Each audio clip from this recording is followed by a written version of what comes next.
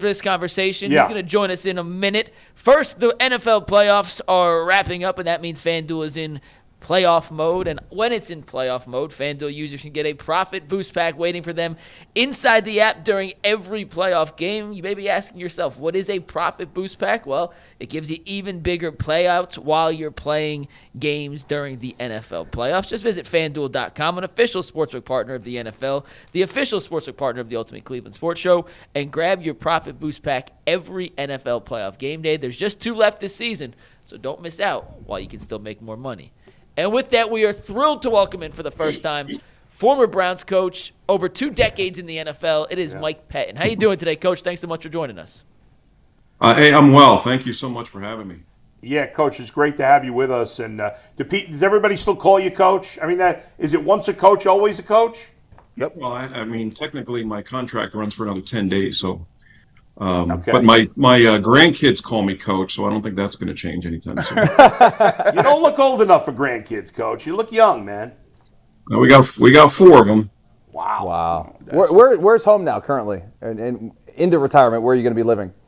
In retirement, I'll be back in Ohio. Yeah. I'll be right across the water from Cedar Point on the Sandusky Bay, Johnson's Island. Nice. Beautiful. That's up there with Jay's. Beautiful. Right? Yeah. That's one of Jay's many homes. Coach, what made you decide to call it quits here? Obviously, you've been with Minnesota, been a big part of that defense, obviously. There's been success there defensively. Why now? Why is the time to call it quits? Well, I just think you reach a point, where you evaluate where you are, every year. My wife and I, who's from Wadsworth, by the way, I heard that mentioned. Yeah. Not that long ago.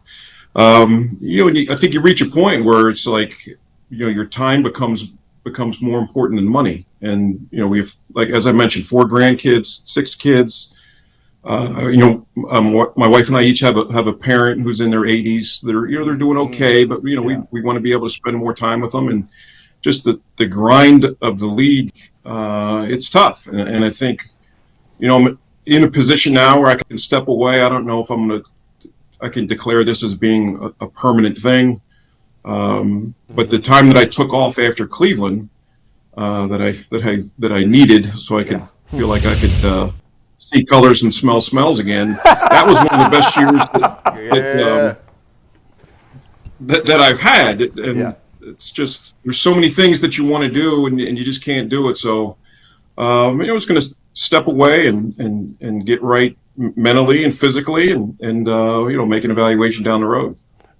Coach Pettine, we take a look at it. You're probably one of the first coaches that can give us an insight on some of the things that, the Browns have gone through over the last 5 or 6 years.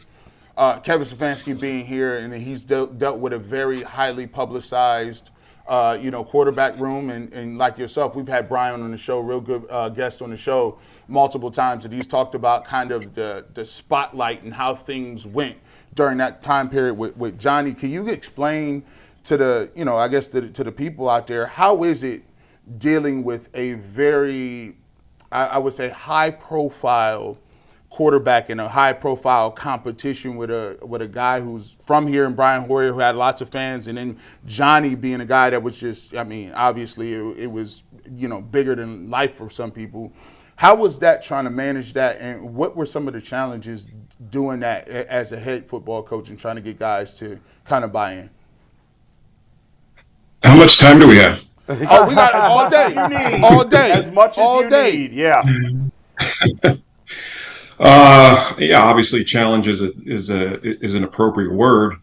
But any time that you draft a quarterback in the first round, there's always going to be that pressure to play them, which was very different from when I first started in the league. That was more the exception than the norm. I mean, where you see guys like, Aaron Rodgers sitting, Carson Palmer sat behind John Kitna. I mean, there's numerous examples of even Pat Mahomes sat behind Alex Smith.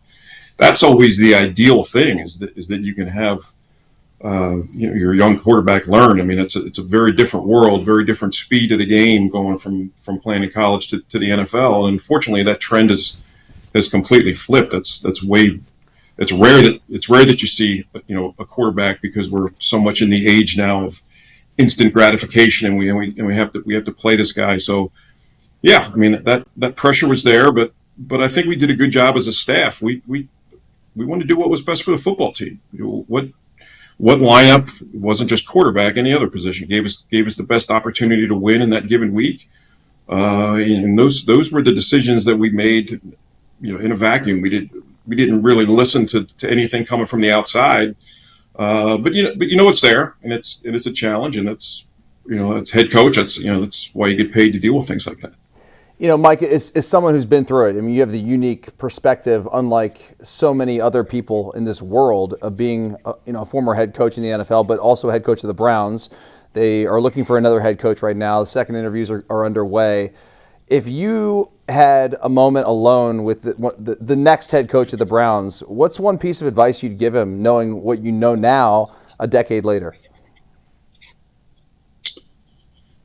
One piece. Let's see. No, I think it's be true to yourself. Trust your gut. That you have to surround yourself with people that you can have ultimate trust in, and have the ability to delegate. I think that's one of the mistakes I made, is that you feel like there were so many issues that around the building that you wanted to get right and get corrected or get done a certain way. And it really pulls you away from football. And that was, the analogy I've always made is you go from being a coordinator, where you're essentially a professor, a master teacher, and then all of a sudden now you go to be the head coach. You're now the principal. So it goes from being about 80-20, 90-10 football to flipping. Because everything involved with the program from A to Z comes across your desk. I can't tell you how many times I said, I have to deal with this, but you do as a head coach. I mean, it's something that you want to make sure that and hopefully whatever job you're stepping into, that there's a strong base there as far as the other departments. Whether it's the training room, the equipment room, PR, nutritionist, the food part of it, the travel part of it, dealing with with the personnel department, all the different structures within that. Those are all things that are always pulling you away from what you're paid to do, what you're an expert at, which is coaching football. If your best friend your whole life was interviewing for this job, would you tell him to continue with the second interview, or would you say, man, you be careful with that one? Absolutely. Maybe it's unfair to ask you that. I know. Yeah, it's one of 32. I mean, it's not like the Browns can't be successful. It's not like it's a death sentence. I mean, look at Kevin's tenure, the success that he had. I just think it's but you have to go into it knowing what the problems are, what holds this team back, and address those. Because I think if you just kind of go in blind and thinking you can kind of run things the way maybe you've done or you've seen it done at other places, that you'll probably run into some roadblocks. So I think it's important to just have an understanding. And I think the biggest thing is who you hire. I learned a long time ago. I mean, you can change the building and facilities are great and all that. If you want to change culture, change the people. And I think you got to surround yourself with people that have the same mentality as you, that love to win but despise losing. Coach, is Jimmy Haslam a hindrance? Does he make it harder to win there? Yeah, I don't want to. I think hindrance is a strong word. I mean, he wanted to be involved. I mean, we met on a regular basis. I just think it's not just Jimmy. I just think it's true across all of professional sports. It's such a unique profession that a lot of that the owners aren't necessarily experts in what they own. I mean, if you look at somebody who's the CEO of an accounting firm, more than likely they came up through the ranks as a CPA. Right. But you see these guys that become owners or men or women that become owners of professional sports teams, and they're not experts in it. So The one thing Jimmy did almost to a flaw was he sought information out, and he listened to a lot of people. And in my opinion, it might have been too many people. You get so many opinions, and and usually, somebody suggesting continuity is the most boring route to go. So that, where I think, things ran astray when I was there was the big push to go to analytics. There were some people in the organization went and visited the Sixers and thought they had the trust the process and the greatest plan ever. And I had more of an old school mentality that I felt like, hey, analytics is a tool, but the analogy was, hey, I think it's the tail, it's not the dog. And I think there was a push there in the building that they kind of wanted the analytics to have a much bigger role. Well, you were vindicated on that one. I think so. You've been vindicated and exonerated of your thoughts. Yeah, we will agree with that. There's another guy that Udinsky. He is being interviewed for the head coaching job. For me, as a guy who looks at him and the way he explains the game of football, I think he has an edge. He has a youthfulness to him. I think he's innovative. You've coached with him and been around him a little bit. Give our audience a little insight about who he is as a coach and some of the things that he's done that makes him an intriguing candidate. Yeah, my history with the Udinsky family goes back a long way. We're from the same hometown. We went to the same high school. I played youth basketball with his dad. We won the Doylestown Athletic Association, I think, under 11 championship. I showed him I showed him the picture one day. Coach Pettine had some handles. You was out there breaking people off, Coach Pettine. I know you had no game like that. Hey, I was in range when I walked in the gym. Unfortunately, when I played, that's my kind of coach. There was no 3-point line when I played. That's true. That was the issue. Not to date myself there, but Grant is a tremendous football mind. And I became aware of him. I coached at North Penn High School back in the day, and the staff there had his brother as their quarterback, and got to talking and knowing the family that Grant had gotten involved in college football, and then he had gotten into the NFL with Carolina. So when I went to Minnesota, it was a no-brainer for me to recommend him to Kevin O'Connell. And it was more, his first job was really more as kind of like the admin that would do, like a head coach's assistant, but that would still do a lot of football stuff. And that role evolved very quickly, but Kevin really wanted to go another direction with it. And I was just like, listen, jump on a Zoom with them, spend 5 minutes and you'll see what we're talking about. So, he did, and Grant got hired and did a great job and was really a huge part of our offensive success those first couple of years in Minnesota, and justifiably so. Got had a bunch of OC interviews and got the job at Jacksonville. Did a great job there. So it's not a surprise to me. People are going to look at his youth, but then there's other comparisons of guys that young. But when it comes to identifying coaches, and people have asked me about this, is there's no one thing. To me, it's an it factor, and Grant has it. I guess from my perspective, Coach, I'm just worried that the Browns need such a huge culture change now. There's no set answer at quarterback. The offense is a total disaster at the moment, talent-wise. I'm just worried that his youth and lack of high-level coaching experience, that to be a head coach, I just feel like, how can he be ready for that at such a young age? But you think he is? I do. I mean, it's people look at it and say, well, it might be early, but then again, most NFL coaching staffs have well over 20 coaches. I mean, I think that would be a big part of who does he surround himself with, coordinators, on both sides of the ball. You can certainly work around it. Being a head coach is, you're not on an island. You're going to draw from the experience of the staff that you bring in. So it's not like it can't be done. I mean, but you just look at it on paper, you'll make that observation. But if it doesn't happen for him this year, it's going to happen at some point, and I think he'll be outstanding wherever he goes. Coach, speaking of staffs, we were looking up some of your staffs while you were here at Cleveland. It's crazy. It's a who's who of guys who have turned out to have pretty darn successful careers. You have 3 current NFL head coaches that were on your staff, and Kyle Shanahan, Aaron Glenn, and Jeff Hafley, Mike McDaniel, Anthony Weaver, Mike LaFleur, Chris Tabor. The list goes on and on. Did you know how good of a staff that was in the moment? And did you see all of these guys having the careers they eventually have gone on to have? Of course I did. I hired him. No, I obviously had no. I just knew I hired quality coaches. I mean, it's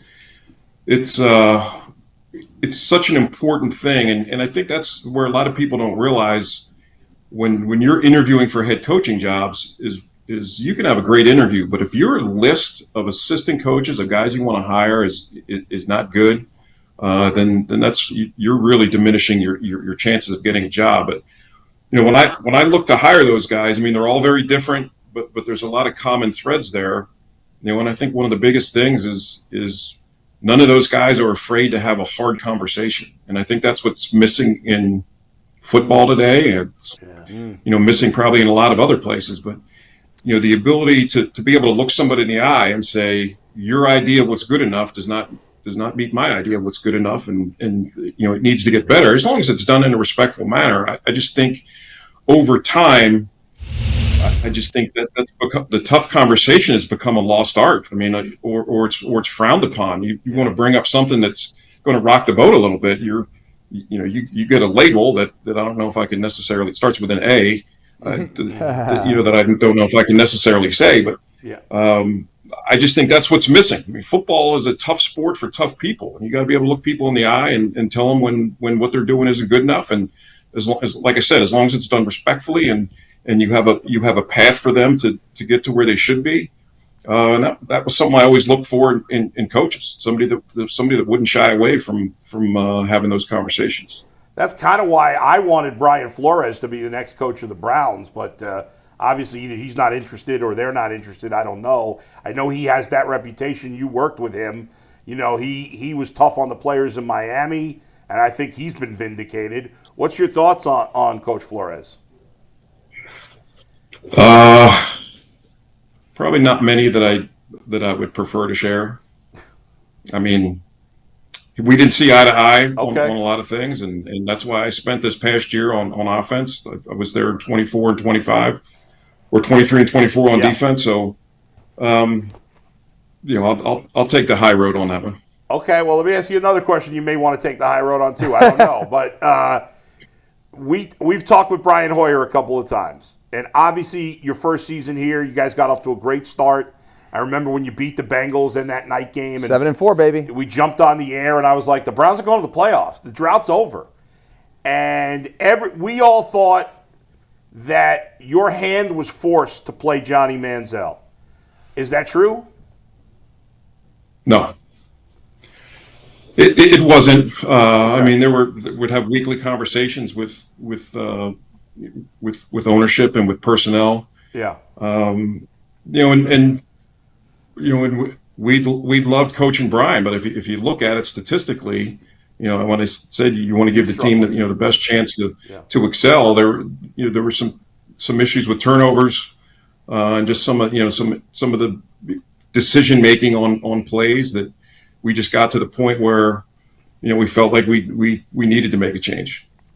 When you're in that position, you're the head coach. I'm curious, because obviously you have to know the pulse of the locker room and what your guys are thinking about, who they believe in, who they're going to go to war for, and all of that.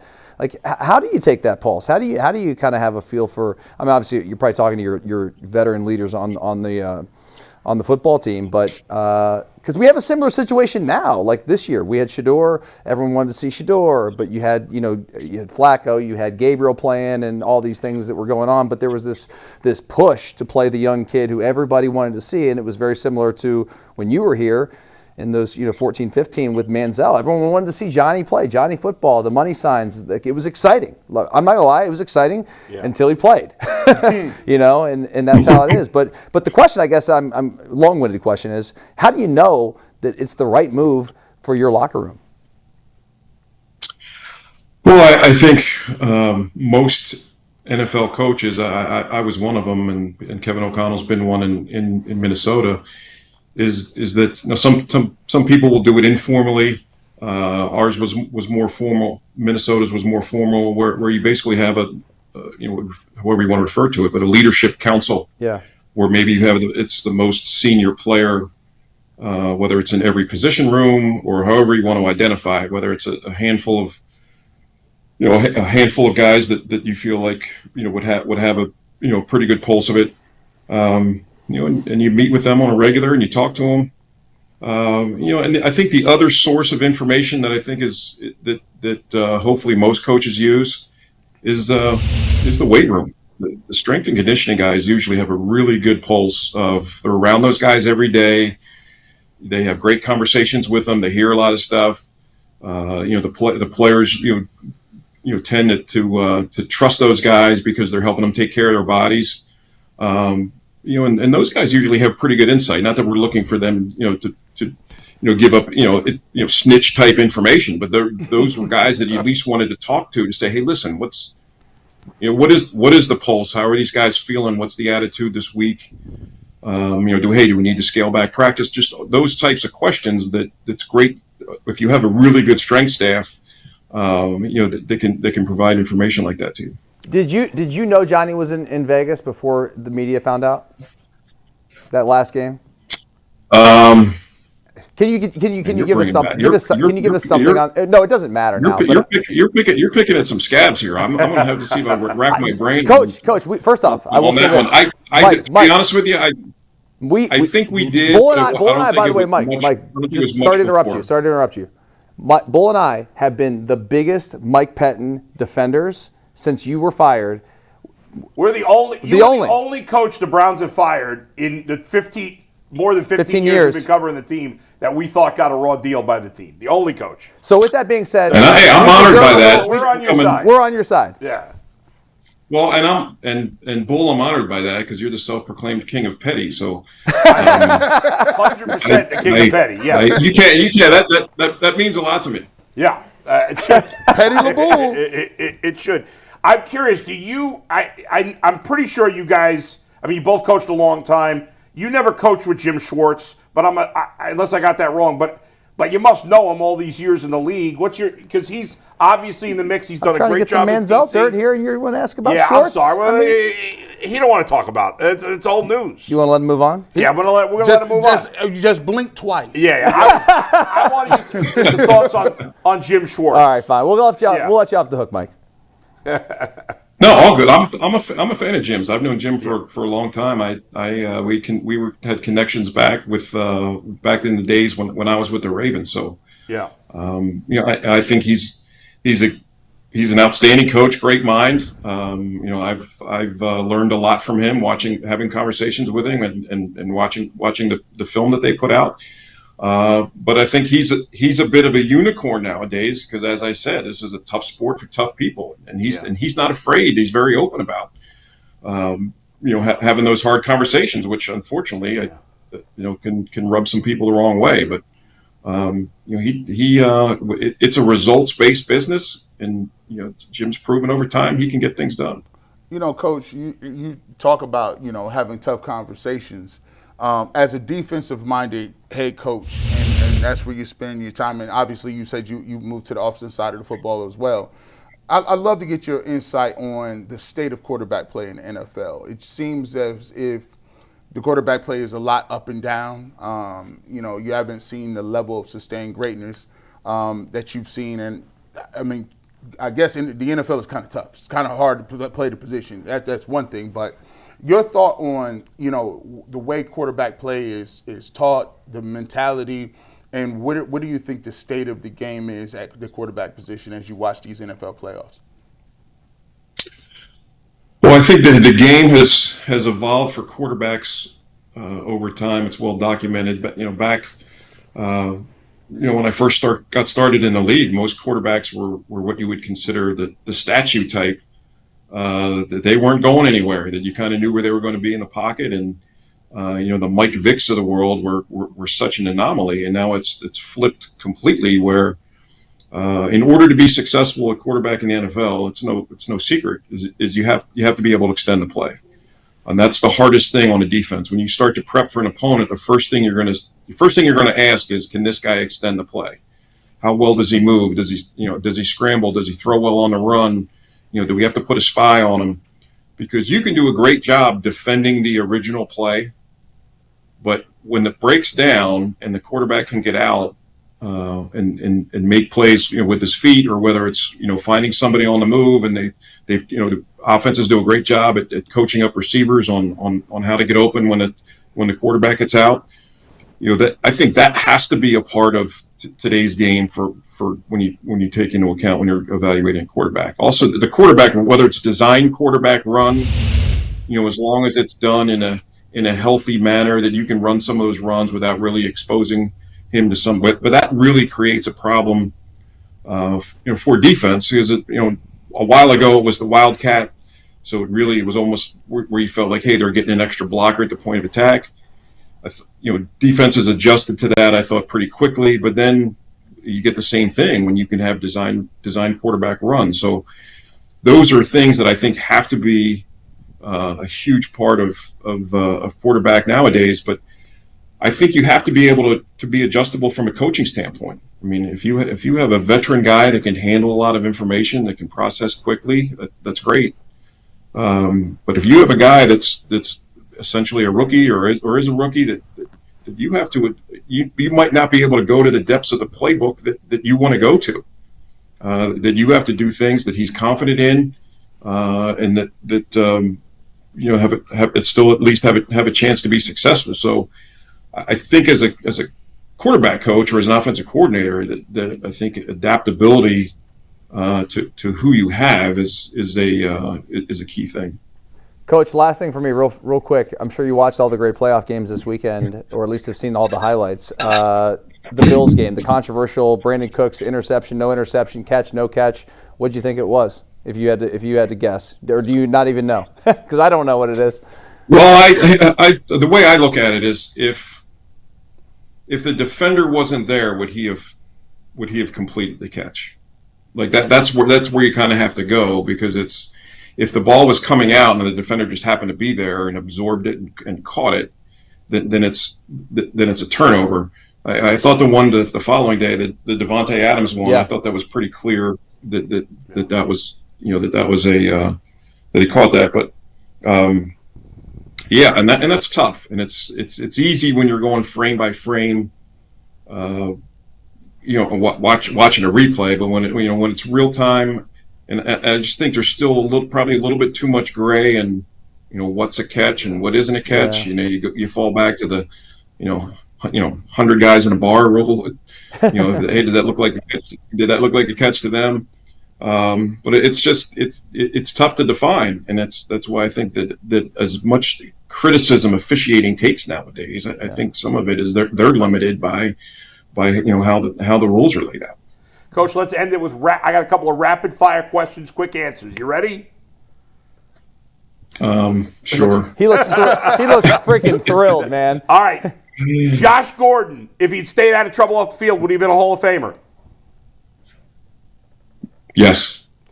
Better job right now, head coach of the Buffalo Bills, head coach of the Baltimore Ravens? Ooh, Bills. Bills, going with the Bills. When you were with the Browns and you were in an alley and you were going to get into a fight, you had to pick one player on the Browns team you coached either year to get into that fight with you, be your partner in this fight to fight off the other guys. Who are you picking? Desmond Bryant. Ooh, Bryant, what a that's name. a good one. Mr. Neck. Favorite restaurant in Northeast Ohio? Ooh, that's a tough one. There's a lot. Don't piss off your wife. That's a tough one. There's some great ones. Yeah, this is a tough one. Yeah. Is Reds still downtown? It that is. gone? Yeah. That's the choice. Yeah. I'll go with Reds. Cool. Good spot. Coach, we appreciate it, man. Yeah, It was we great to appreciate have you. you on. Thanks, Coach. Thank you for joining us. We'll talk to you again, hopefully. Great, guys. Thank you. Thanks.